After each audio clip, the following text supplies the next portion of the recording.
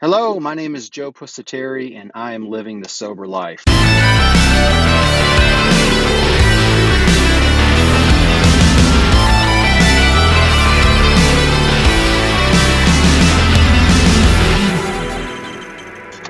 And today I would like to tell a story about something that happened to me in recovery, which I hope is meaningful to you. So, in June of 2009, specifically June 30th of 2009, I was on a 7-mile run near my home. And at a certain point, about 4 miles in or so, I had this overwhelming spiritual experience. The most significant thing about it is when it was over, I knew 5 things for sure, like I knew the sun was going to come up tomorrow.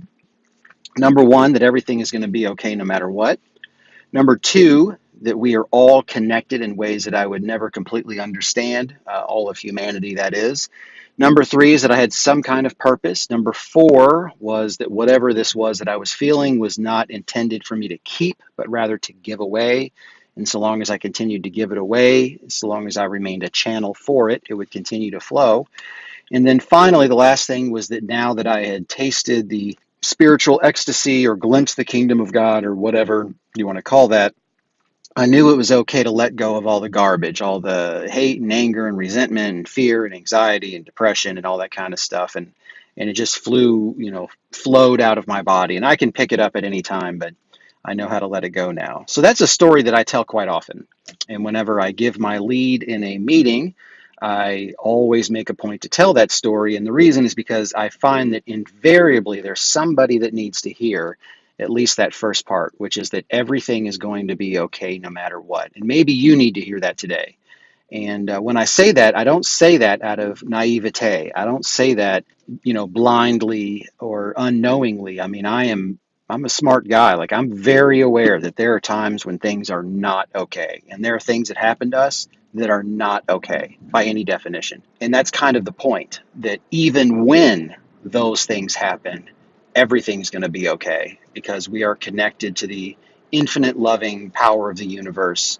We're not connected ultimately to the fleeting circumstances of this world. And so for that reason, and because we're connected to God and because God is pure love, we are going to be okay. So that's not the story I want. I mean, that's a prelude to the story that I want to tell now. So what I usually don't tell, and not because I'm trying to hide it, I just quite frankly never think to tell this part of the story, or I'm usually running out of time, and so I'm trying to get to that story so fast, is that the day before that spiritual experience on June 30th of 2009, I had a near-death experience.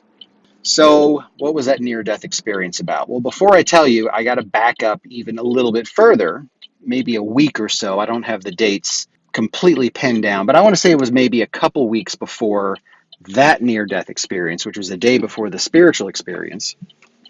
I went to a meeting, and at this meeting, I heard again something that always irritated me. And what I heard was somebody say that they put themselves on their 8th-step list. So if you're not familiar with the 12 steps, the program of recovery, the 8th step says, made a list of all persons that we had harmed and became willing to make amends to them all. And this guy said that he put himself on his 8th step list.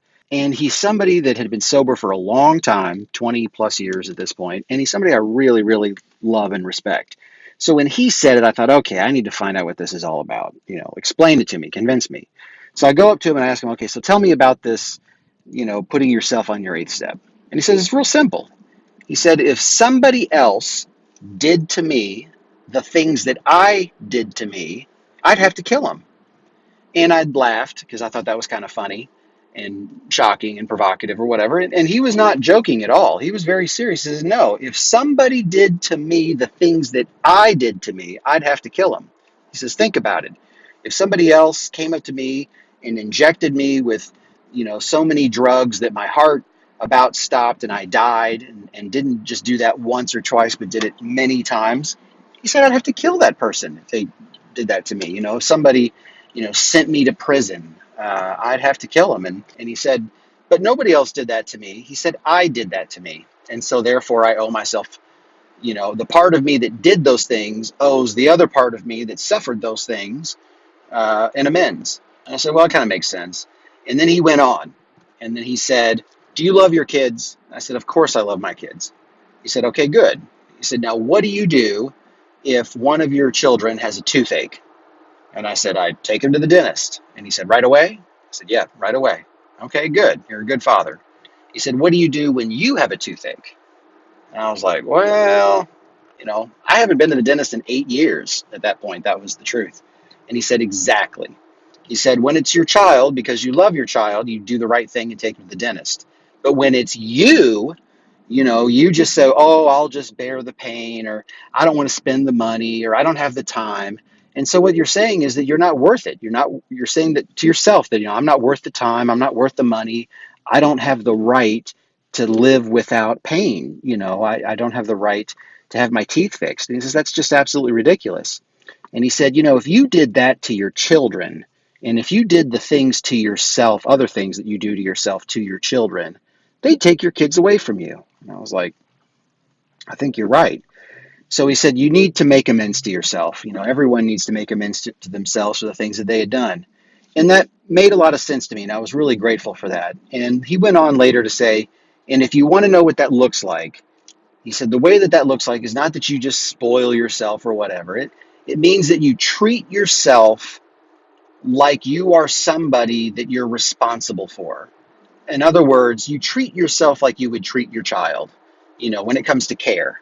If you are in need of something, if you need to go to the doctor, if you are hurt, if you are tired, if you are hungry, you do the things that you would do for somebody else if they were in that situation. You just do that for yourself, because if you would do it for someone that you love, the idea is that you're supposed to love and care for yourself. There's no one else that can do that for you. And so that's how you know what to do. And if you ever don't know what to do, just ask yourself, what would I do if this was my child, or my spouse, or whatever.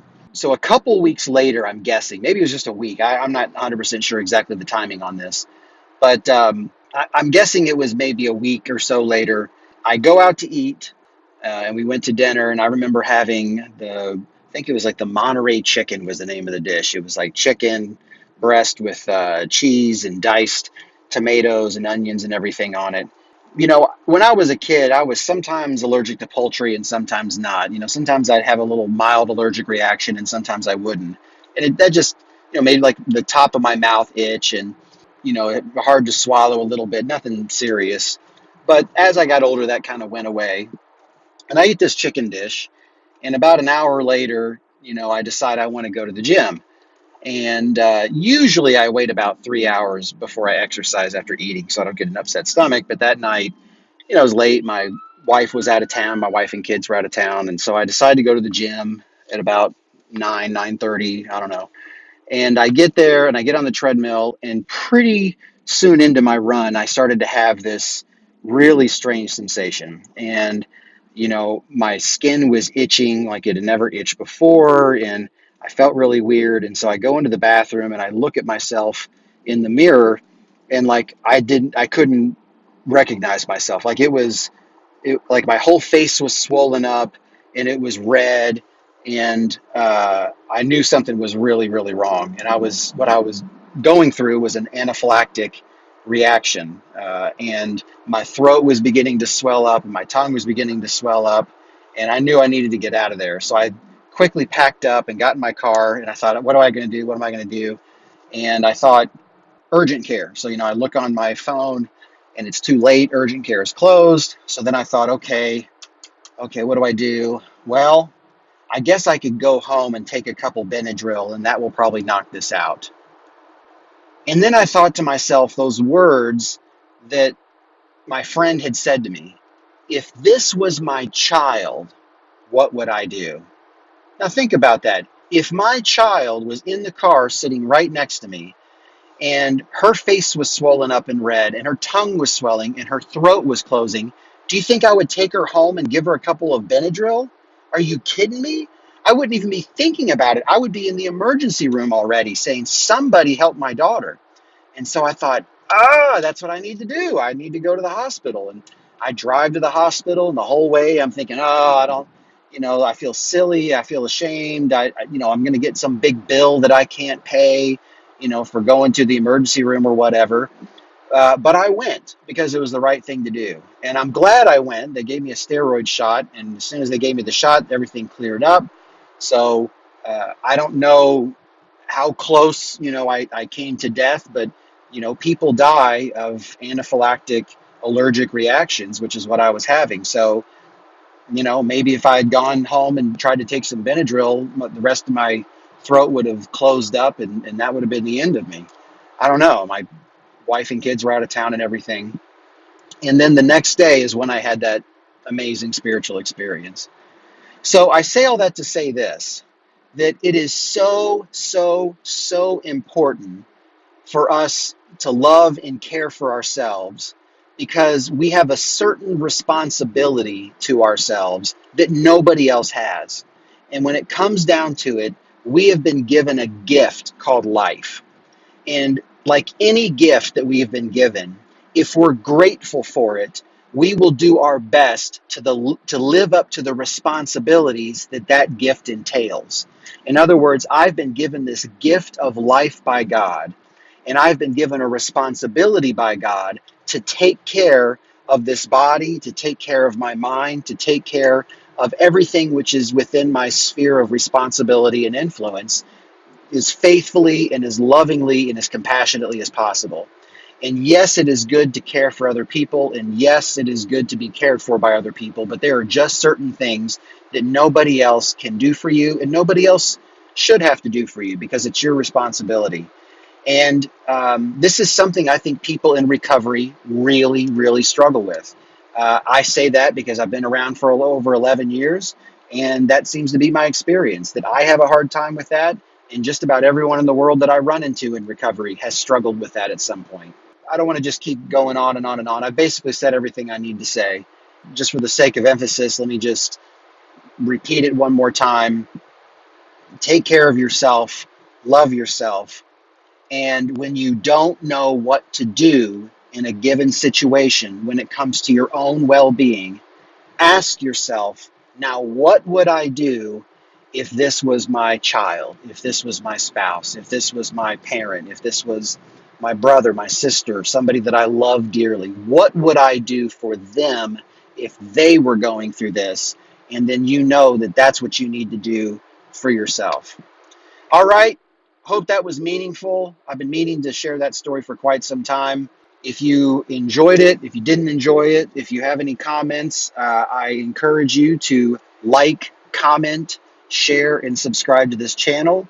Uh, the only reason I do this channel is because I have this hope that I will help at least one person in this world that I otherwise wouldn't help.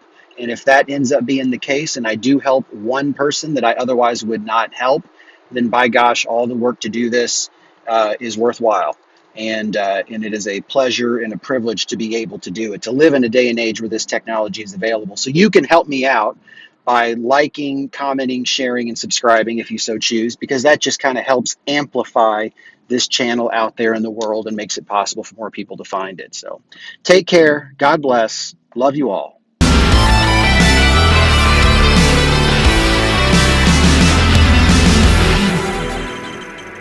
So in June of 2000, I'm sorry, let me start over.